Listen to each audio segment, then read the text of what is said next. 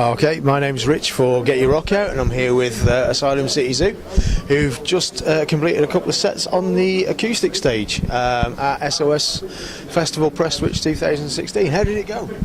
Really good, really good, well, yeah. Funnily enough, I just got collared in the toilet. Not in that way. Not in that way. I was still having a. You mean filmed, you realise? No, I know. That's why. That's why I winked at the camera. Just before you were. I was in there having a pee, minding my own business, and some guy went, "You guys are absolutely amazing," and went, "Shake my hand." Oh, right. And I kind of didn't know what to do, so I put my hand out to shake it, and he went, "Yeah, whatever." Yeah. And he shook my hand. He said, "You guys are absolutely brilliant. Really, really loved it." And then he wants to book us for. He does some acoustic gigs. Wants to book us for some acoustic stuff. So. Cool. It's amazing who you just meet whilst you're busting for a wee. That's pretty grim. That is very grim. Very grim, but I've got us a gig. Amazing. Wow. So on the same sort of topic, how did you end up here doing an acoustic? Well, we've played SOS Fest twice before as the full band. Yeah. Unfortunately, Bob and Tom aren't around at the moment because Bob's in America marrying his sister. Not in that way. He's become ordained on the internet and he's performing the ceremony. Oh right. So yeah. Reverend Bob. Reverend Bob. He's the marrying whole, his sister too. If anyone knows of any reasons apart from me. That's yeah. Yes. So he's performing the nuptials, and Tom. It wouldn't be fair, would it, to make Tom come and not be able to hit the drums as hard as he Everything likes. Tom hits a rim shot. Yeah. So everyone would be deaf for starters. Yeah. It'd be kind of be like, oh, here's a nice chord, boom. We tried to convince him to play bongos, but he was having none of it. He was just.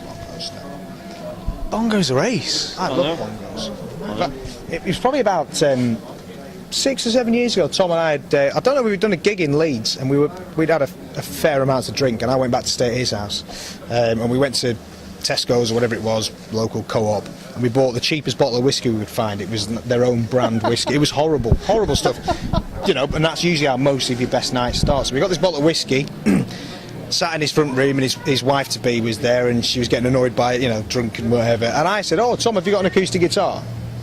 And he said one of his roommates had an acoustic guitar, so he brings his acoustic in, and I have no idea why, but he had a set of bongos, and we sat there for an hour and a half. Sunderland's bongos. There might have been. Sunderland's bongos. So I'm playing acoustic, he's hitting the bongos, we're absolutely wasted, and his wife, Suze, it was just every now and then going, "Oh, for God's sake," trying to watch whatever she was watching. She got so annoyed. I mean, she left the room, went up to bed, left to stand there. I think she gave him an evil stare on the way past. And I think that was probably the last time he ever was allowed to play the bongos. We were ace, though. Yeah. We were ace. In your minds. It does sound like the kind of experience that would make you think we should do this. We should be acoustic. Yeah, we should be an acoustic band. Yeah. And it was weird because we were playing some of our stuff, but obviously you sing, but I was taking over the singing duties just for the obviously for the drunken jam, and it sounded ace. Awesome. Yeah. Well done.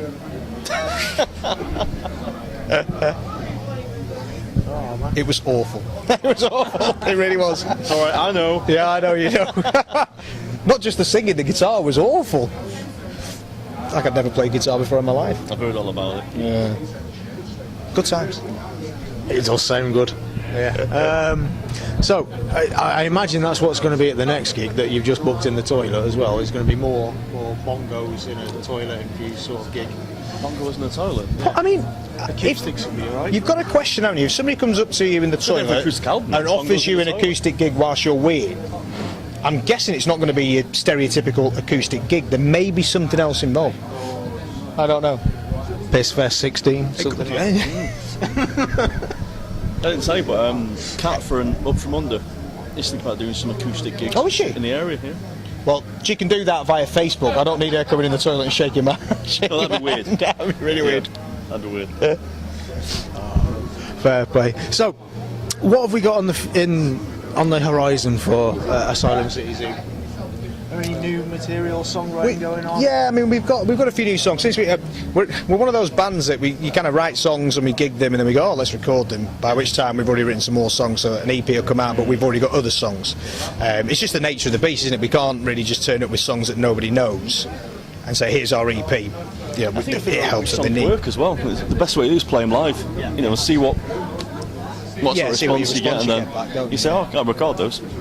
So we've got probably 4 songs at the moment that haven't been recorded. I mean, I don't like to call them new songs because, well, they're not, are they? Well, right. Possibly a year. Some of them might be a year old. The newest song we've got, I actually wrote that about 5 years ago. It's been sat on my multi-tracker, and one day I went through and oh my god, I didn't remember that. Right. We're hoping that we can take that and record 4 and maybe write a 5th song. Well, we'll have to. I'm not going to go with 4 songs. We'll write a 5th song and then record it and have an EP ready hopefully by the end of the year. Awesome. Which will be good. I mean, yeah, it's the best way for us to promote ourselves is with EPs. Albums are just not going to work for us. It take too long, it costs too much money, and by the time you get around to release it, people, oh, really? I've not heard anything from you for 3 years. So I think the way we are at the moment, EPs are the best way to go, aren't they? Definitely, yeah. Definitely. But it's the way we write as well, because it's so stagnated, isn't it? We'll write something and then we work on it, and then we'll write something else, we work on it. So from the first song, and we change it again. So from the first song that we write on an EP to the 5th song, they're so different.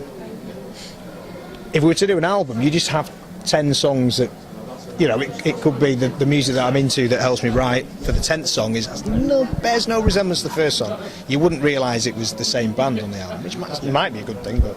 Yeah, I mean, the more diverse the influences, the more energy that a band tends to have, because everyone's bringing something completely different. Yeah. And it just sparks off new ideas. So what kind of influences do you have that you bring into? You know, I think we've all got actually pretty solid core influences, and none of them really cross over. Because I love like the grunge sort of era, and you know that old 90s kind of sound. You're kind of like the harder, sort of heavy and metal, and Slipknot and Machine Head and Metallica, and I mean we all sort of like similar bands. But if you were to ask each of us who our favourite band was, you'd probably get 4 different answers. Bob's is Manowar. Yeah. Like he's got a Manowar tattoo. Yeah. Like seriously. Oh, he absolutely adores Manowar, yeah. He's got the tattoo, he's got the badge on his jacket, he's got the shorts. Proper Manowar fan. Yeah. He's followed them around Europe, they go to a festival if they're playing. Yeah. But you can't really hear a Manowar influence in our music. But no. It is funny though, if we're ever writing a song in the room and we'll go, oh, I don't know what to put here, Bob will just go, how about this? We'll do this for 10 minutes. Spikes on, and we can wear stuff. And then we can say something about Warriors of the World. Yeah. Metal. Yeah, that's Bob. Yeah. And then you got Tom that's kind of like Deftonesy, Helmet, you know, really kind of bouncy. Yeah, it's quite weird the way we all write and the kind of influence we have. You know, I'll write a song and I'll hear sort of a drum beat in my head as I'm writing it, and I'll show it to Tom, and he'll play something that bears no resemblance to what I thought the drums would be. And what gig was it? It was when we were doing the Butcher Babies gig, and it was Sumo Psycho with the main support, and they came up to you, didn't they, and said, how does your drummer come up with his beats? Because they work, but I would never ever think to put them putting those beats to that riff. To that kind of riff and that kind of song.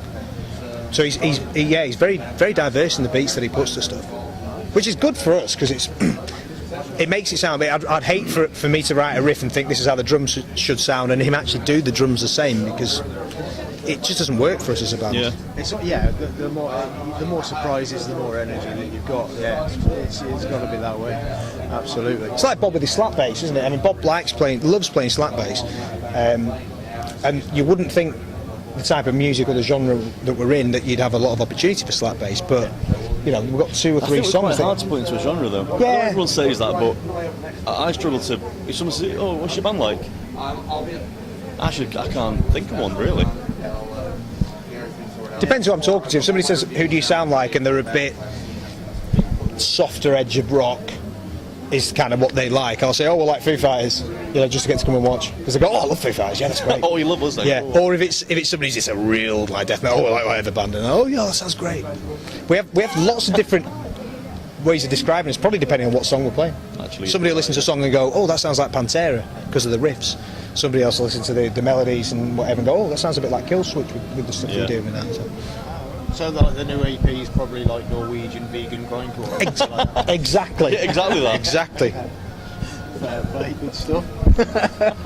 Can't wait to hear it. I love that Norwegian vegan grindcore. Fair play. So, it's a new EP hopefully by the end of the year. How many gigs are you going to have lined up, or is it fairly stagnant? Well, we've got one more show lined up at the moment. That's because we are going to take a bit of time to record new video for the last EP that's just been released, and also record a new EP. Do some writing. Yeah, we never really take any time, like a block of time, do we? We always kind of go, oh, I'll tell you what, well, instead of rehearsing this week, let's write something, and then we rehearse the week after, and we're actually going to take some time and work on. We'll try and do some pre-production work, bring the multi-track into the rehearsal room with us, record the stuff. Because one of the funny things, whenever I say it's funny to us, it might just be norm, but I don't know what other bands are like. We'll go in the studio, and we start recording something, and Tom will obviously lay his drums down first, and somebody will go, oh my God, I didn't know you played that. Yeah. Really? You play that there? Yeah, I didn't know you played that. I play something different. And then Bob will do his bass, and we'll go, that's not the notes I'm playing. I mean, it works really well, but I didn't know you were playing them. And then same with the guitars. Never knew you played that riff. Never knew you played it like that. And the vocals come along, and we're all going, oh, I didn't even know those are the words. It's brilliant. So it's a constant surprise. Well, I love it. When we went for the last EP, and you had your lyrics written out, and we were reading through them, and I just went, oh my God, that's ace. I didn't know. I knew a few of the words in there, but yeah, it's brilliant. Thank you. So, for anyone who's not maybe heard of you, what's the best place to keep in touch with yourselves? A lot of people have social media. To keep in touch, probably Facebook. Facebook. Yeah. We have a website which you can go onto and watch the video, listen to the last two EPs on streaming. You can download them, obviously, for a small charge. There's Minimal fee. Yeah, there's some Admin fee. There's general website stuff on there, photographs, videos, a merch store. There's all sorts of things you can do, but for the day-to-day staff stuff we do, it's probably just Facebook. Fair enough. No worries. Yeah, or just come along to gigs. We'll be nice to you. Yeah, good stuff. Been an absolute pleasure talking to you. I hope to catch you again soon. Awesome. Thank you very much, man. It was a pleasure. Cheers. My name's Rich for Get Your Rock Out. Thanks a lot.